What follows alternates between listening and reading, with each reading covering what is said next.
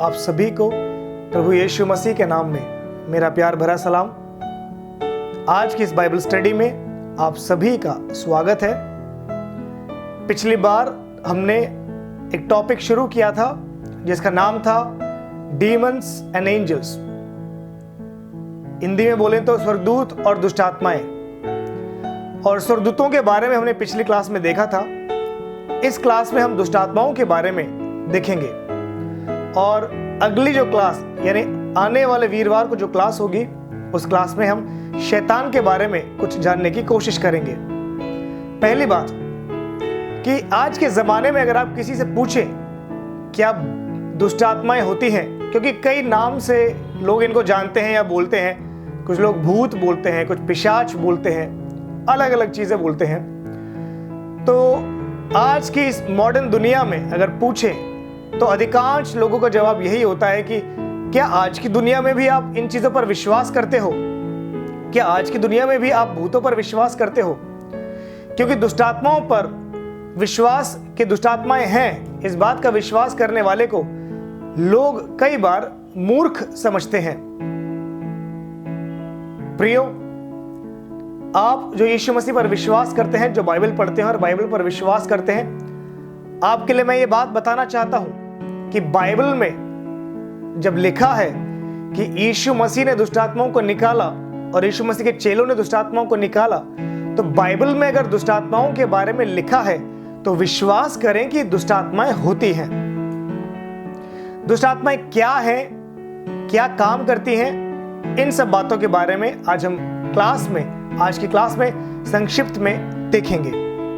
तो पहली बात हम ये समझें कि दुष्टात्माएं होती हैं। अब दुष्टात्माओं की शुरुआत कहां से हुई? क्या परमेश्वर ने दुष्टात्माओं को बनाया? तो इसका मैं आपको जवाब देना चाहूंगा कि परमेश्वर ने दुष्टात्माओं को नहीं बनाया, पर परमेश्वर ने स्वर्गदूतों को बनाया।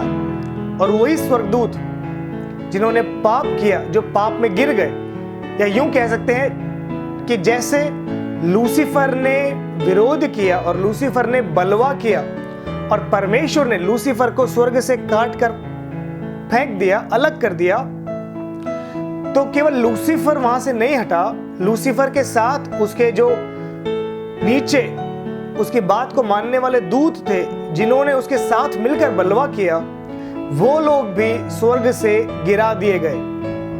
तो उन फॉलन एंजल्स को, वो गिरे हुए दूतों को, वही दूत बाद में दुष्ट आत्माएं बन गई। तो परमेश्वर ने दुष्ट आत्माओं को नहीं बनाया, पर हमें यह समझना है कि जिन दूतों को परमेश्वर ने बनाया था, जिन स्वर्ग दूतों को परमेश्वर ने बनाया था, उन्होंने पाप किया और वे दुष्ट आत्मा बन गए।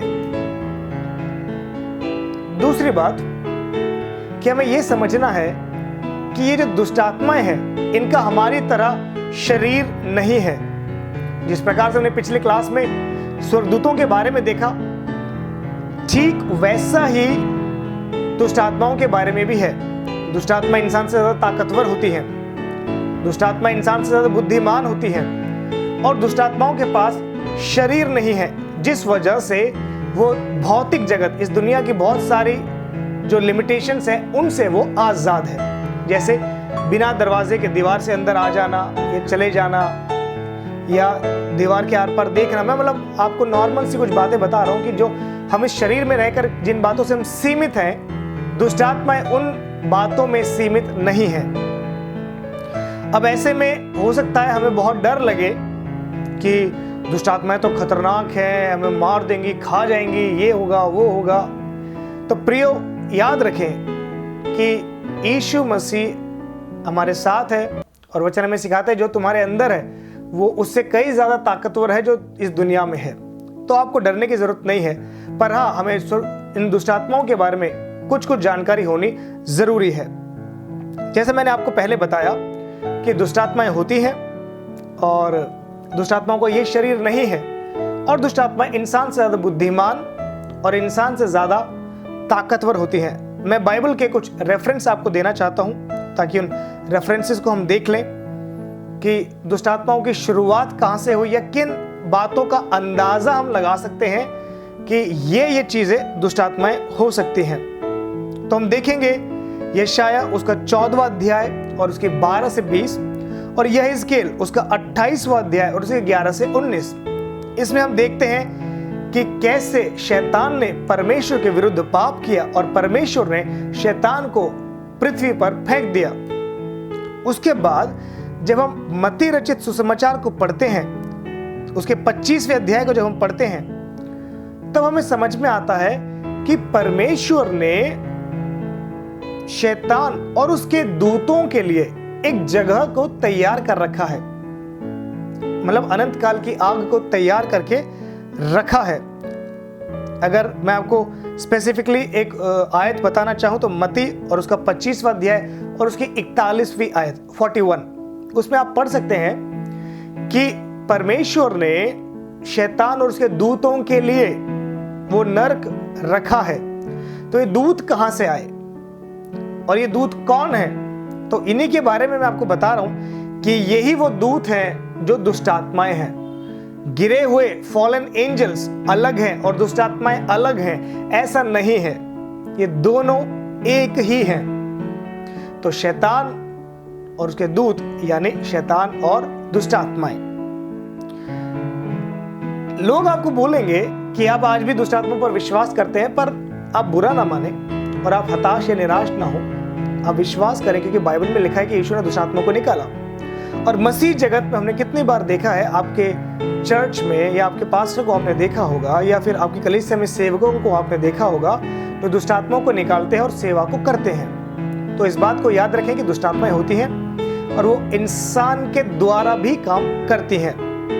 उदाहरण के रूप में जब हम मत्ती और उसका 16वां अध्याय पढ़ते हैं, उसमें हम देखते हैं कि पतरस ने यीशु मसीह से बात की और पतरस ने यीशु मसीह को कहा कि तू परमेश्वर का पुत्र है।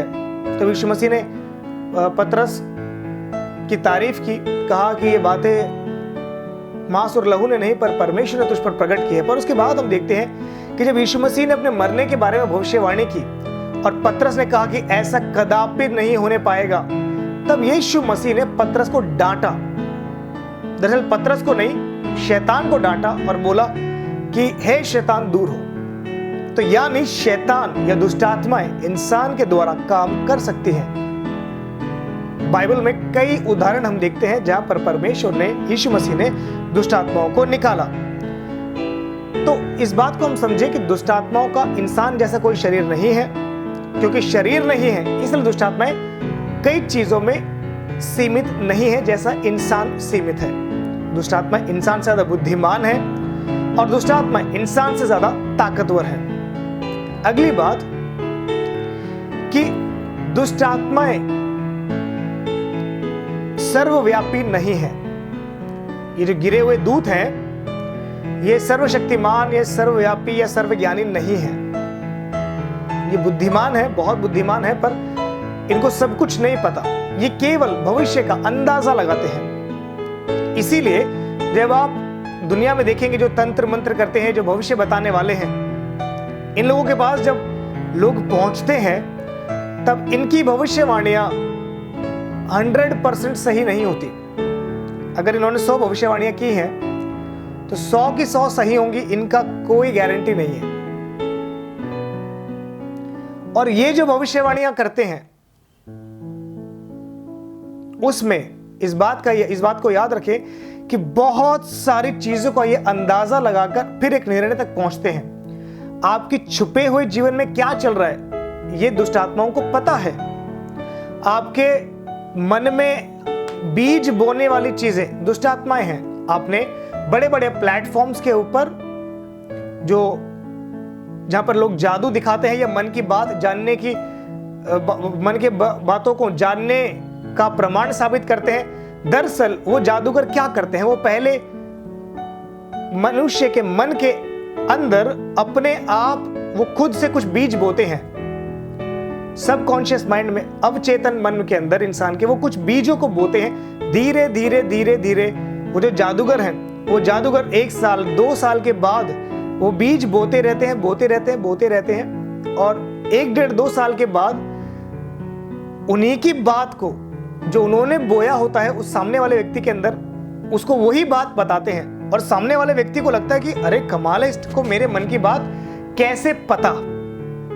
तो दुष्ट आत्माएं भी ऐसे ही करती हैं। दुष्ट आत्माएं हमारे मन में सालों तक बीज बोती हैं, सालों तक। कोई विचार मन में आ गया, कोई दूसरा विचार मन में आ गया, ऐसी बहुत सारी बातों को मन में बोती हैं और फिर इन्हीं बातों से एक अंदाजा लगाकर वो हमारे सामने कुछ बातें किसी भविष्य बोलने वाले के द्वारा, किसी भूत सिद्धि करने वाले या तंत्र मंत्र वाले के द्वारा वो ये बातें जब बुलवाती हैं, तब हमें ऐसा लगता है कि यार बात तो बिल्कुल सही है और हम उनकी बातों को मानने के लिए विवश हो जाते हैं।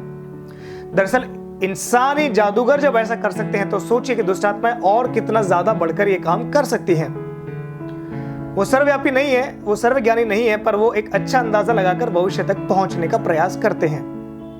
उदाहरण के रूप में बचपन से ही माँ बाप को पता चल जाता है कि बच्चा क्या बनेगा, क्योंकि माँ बाप बच्चों को ऑब्जर्व करते हैं। अगर कोई बच्चा खेलकूद में बहुत अच्छा है तो माता पिता उसे खेलकूद में डालने की कोशिश करते हैं, एथलेटिक्स में डालने की कोशिश करते हैं। उसी प्रकार से जैसे बच्चे को माँ बाप ऑब्जर्व करके एक निर्णय तक पहुंच जाते हैं, वैसे ही ये जो दुष्ट आत्माएं या गिरे हुए स्वर्गदूत हैं, ये भी सबके जीवनों को जांचते हैं, पड़ताल करते हैं, उनके अंदर बीज बोते हैं और फिर अपने हिसाब से उनके भविष्य को तय करने की कोशिश करते हैं।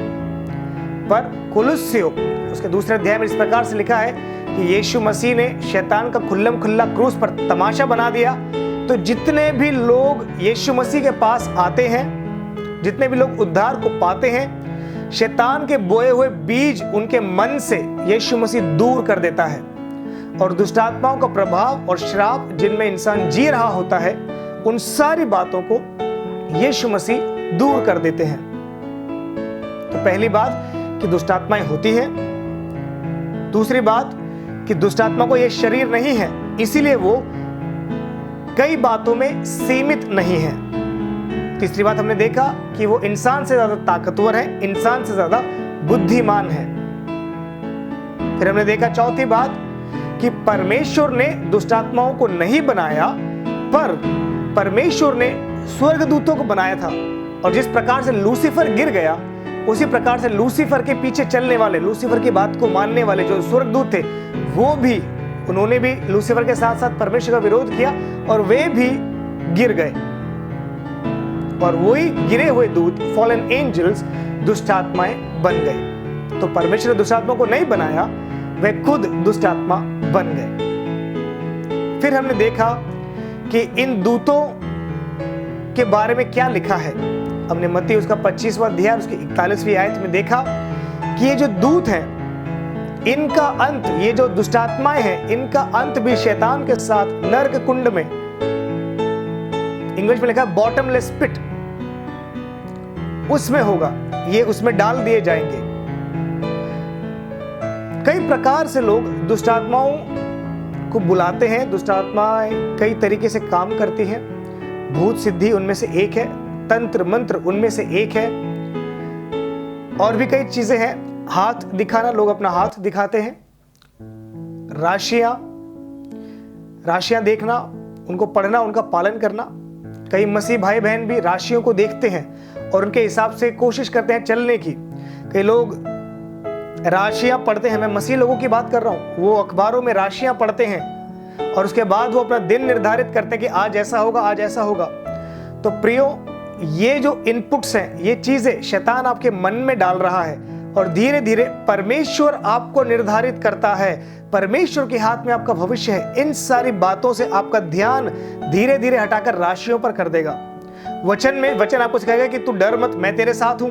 उधर राशि में लिखा होगा कि आज तुम पीला वस्त्र पहनकर बाहर निकलना। तो परमेश्वर मेरे साथ है, तो चाहे मैं कुछ भी पहनूं, प्रभु मेरे साथ है। ये एक अटूट विश्वास है।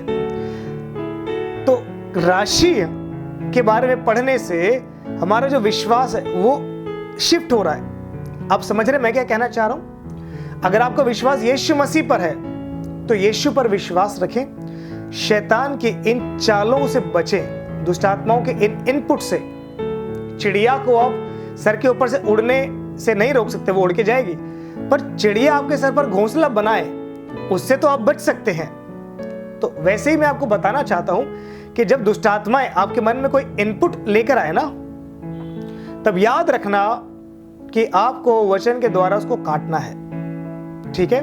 दुष्ट आत्माएं होती हैं, और दुष्ट आत्माएं अपना विचार, वो जो आपसे करवाना चाहती हैं, वो विचार आपके मन में लाके डाल सकती हैं। अगली बात कि दुष्ट आत्माएं सर्वव्यापी नहीं होती। दुष्ट आत्माएं एक जगह से दूसरी जगह उनको जाना पड़ता है, भागना पड़ता है।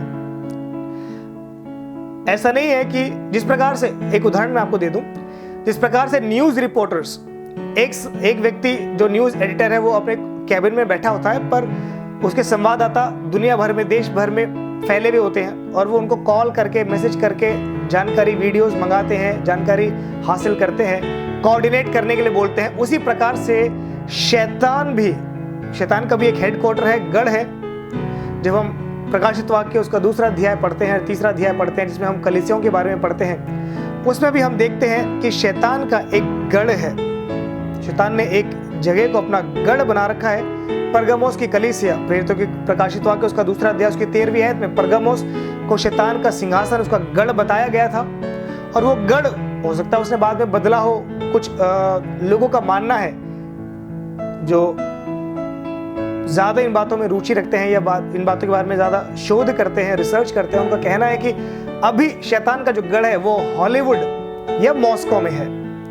तो ये जो चीजें हैं ना, वो हेडक्वार्टर की तरह उस जगह को इस्तेमाल करता है और अपने संदेशों को फैलाता है। और वहीं हेडक्वार्टर से वो, जैसे न्यूज कोऑर्डिनेट होती है अलग अलग जगहों पर, वैसे ही शैतान भी अपने गढ़ से इन सब चीजों को कोऑर्डिनेट करता है। तो आप याद रखें कि दुष्ट आत्माएं इंसान ज्यादा ताकतवर है, बुद्धिमान है, पर वो सर्वशक्तिमान नहीं है, वो सर्वज्ञानी नहीं है और वो सर्वव्यापी नहीं है। सर्वशक्तिमान केवल एक है, सर्वव्यापी केवल एक है और सर्वज्ञानी केवल एक है, और वो है परमपिता परमेश्वर। दुष्ट आत्माओं से डरे ना, ठीक है? जब तक आप यीशु के साथ हैं, कोई भी शत्रु, शैतान, दुष्ट आत्मा आपको छेड़ नहीं सकती, आपको नुकसान नहीं पहुंचा सकती। और अगर आपके अंदर ऐसा कोई डर है तो आप प्रार्थना करें, प्रभु आपको उन डर से आजाद करेगा। आज की क्लास में इतना ही। प्रभु आपको बहुत आशीष दे। अगर पिछली क्लास आपने मिस कर दी है तो आप शिफालय, जो हमारे चर्च का यूट्यूब चैनल है, उसके ऊपर आके आप पिछला जो वीडियो है वो देख सकते हैं। आपको प्लेलिस्ट में भी मिल जाएगा। अगर पहले की भी आप कोई बाइबल स्टडी अटेंड करना चाहते हैं जो आपने नहीं करी या नहीं कर पाए किसी कारणवश, तो उस प्लेलिस्ट में आपको सारे वीडियोस मिल जाएंगे। इतवार को हमारी आराधना लाइव होती है सुबह 9:30 बजे से। हर मंगलवार को बच्चों का प्रोग्राम भी हम YouTube के ऊपर शाम 7:30 बजे मंगलवार को डालते हैं। इन सब चीजों में भी आप भाग लें। इन सब चीजों के द्वारा प्रभु आपको बहुत आशीष दे। अगर आपने हमारा चैनल अभी तक सब्सक्राइब नहीं किया है तो आप उसको सब्सक्राइब करें। अगर आपको कोई भी डाउट है तो आप कमेंट में लिखकर हमें बता सकते हैं। हम आपका डाउट क्लियर करने की पूरी कोशिश करेंगे। प्रभु आपको बहुत आशीष दे। Thank you. God bless you.